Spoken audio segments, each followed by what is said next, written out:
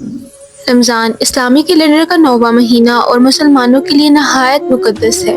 یہ مہینہ روزے، عبادات، تقویٰ اور روحانی پاکیزگی کا مہینہ ہے۔ رمضان کی تاریخ نبی اکرم صلی اللہ علیہ وآلہ وسلم کے زمانے سے جڑی ہوئی ہے، لیکن اس کے آثار ہمیں پچھلی امتوں میں بھی ملتے ہیں۔ اسلام سے پہلے بھی عربوں میں روزہ رکھنے کا تصور موجود تھا، لیکن یہ کسی منظم دینی عبادت کے طور پر نہیں۔ قریش قبیلہ بعض خاص دنوں میں روزے رکھتے تھے اور یہودی و نصارہ مذاہب میں بھی روزے کا ذکر ملتا ہے۔ چنانچہ اللہ تعالیٰ نے قرآن میں واضح فرمایا ہے کہ روزہ صرف مسلمانوں کے لیے نہیں بلکہ پچھلی امتوں پر بھی فرض کیا گیا تھا۔ سورہ بقرہ کی آیت نمبر 183 میں آتا ہے، اے ایمان والو، تم پر روزہ فرض کیا گیا ہے جیسے کہ تم سے پہلے لوگوں پر فرض کیا گیا تھا تاکہ تم متقی بن جاؤ۔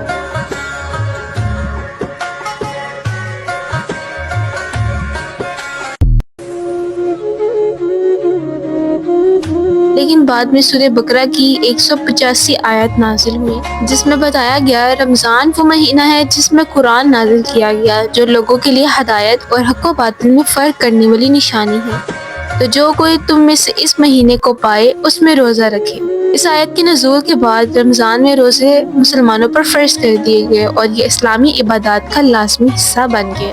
رمضان کی خاص اہمیت اس وجہ سے بھی ہے کہ اسی مہینے میں پہلی وحی نازل ہوئی تھی۔ نبی اکرم صلی اللہ علیہ وآلہ وسلم غار حرا میں عبادت میں مشغول تھے کہ حضرت جبرائیل علیہ السلام آئے اور آپ صلی اللہ علیہ وآلہ وسلم پر قرآن کی پہلی آیت نازل کی، جو کہ سورہ الگ کی پہلی آیت ہے، پر اپنے رب کے نام سے جس نے پیدا کیا۔ یہی واقعہ لیلۃ القدر، شب قدر کے نام سے مشہور ہوا اور اسے رمضان کی آخری 10 راتوں میں تلاش کرنے کا حکم دیا گیا ہے۔ مسلمانوں نے پہلا رمضان 2 ہجری میں مدینہ منورہ میں گزارا۔ اسی مہینے میں غزوہ بدر بھی پیش آئی، جو اسلام کی سب سے پہلی اور فیصلہ کن جنگ تھی۔ یہاں یہ بات اہم ہے کہ رمضان کا روزہ رکھنے کے باوجود صحابہ کرام رضی اللہ عنہ نے جنگ میں بھرپور شرکت کی اور اللہ تعالیٰ نے انہیں فتح بھی عطا فرمائی۔ اس سے یہ ثابت ہوتا ہے کہ روزہ صرف بھوک اور پیاس سے بچنے کا نام نہیں بلکہ ایک روحانی اور جسمانی تربیت بھی ہے۔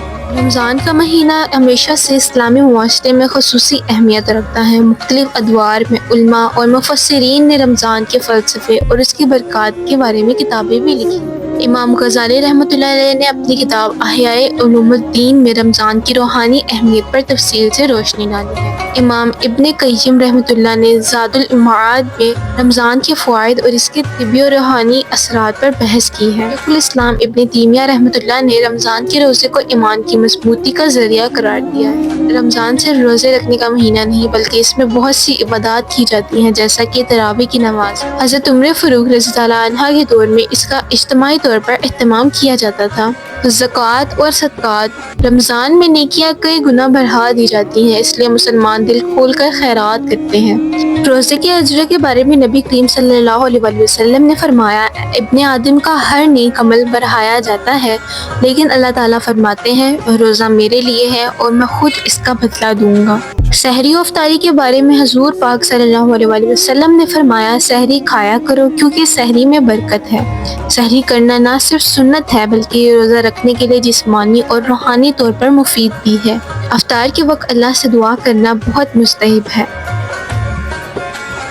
ابن عباس رضی اللہ عنہ فرماتے ہیں، رسول اللہ صلی اللہ علیہ وآلہ وسلم سب سے زیادہ سخی تھے اور رمضان میں آپ صلی اللہ علیہ وآلہ وسلم کی سخاوت تیز چلتی ہوا سے بھی زیادہ بڑھ جاتی تھی۔ رمضان میں صدقہ دینے کا ثواب کئی گنا بڑھا دیا جاتا ہے، اس لیے یہ مہینہ محتاجوں کی مدد کرنے کا بہترین وقت ہے۔ نبی کریم صلی اللہ علیہ وآلہ وسلم نے فرمایا، جب رمضان آتا ہے تو جنت کے دروازے کھول دیے جاتے ہیں، جہنم کے دروازے بند کر دیے جاتے ہیں اور شیاطین قید کر دیے جاتے ہیں۔ یہ حدیث اس بات کی دلیل ہے کہ رمضان میں گناہ کم ہو جاتے ہیں اور عبادت کی رغبت بڑھ جاتی ہے، کیونکہ شیطان انسان کو بہکانے میں کامیاب نہیں ہوتا۔ حدیث میں آتا ہے کہ رمضان کے روزے رکھنے والوں کو قبر کے عذاب سے نجات دی جائے گی، کیونکہ روزہ دار کے لیے جنت کے باب الریان نامی دروازہ مخصوص۔ نبی کریم صلی اللہ علیہ وآلہ وسلم نے فرمایا، روزہ دار کے منہ کی خوشبو اللہ تعالیٰ کے نزدیک مشک سے بھی زیادہ خوشبودار ہے۔ یہ حدیث اس بات کی علامت ہے کہ روزے کا روحانی اثر اللہ تعالیٰ کے ہاں انتہائی محبوب اور مبارک ہے۔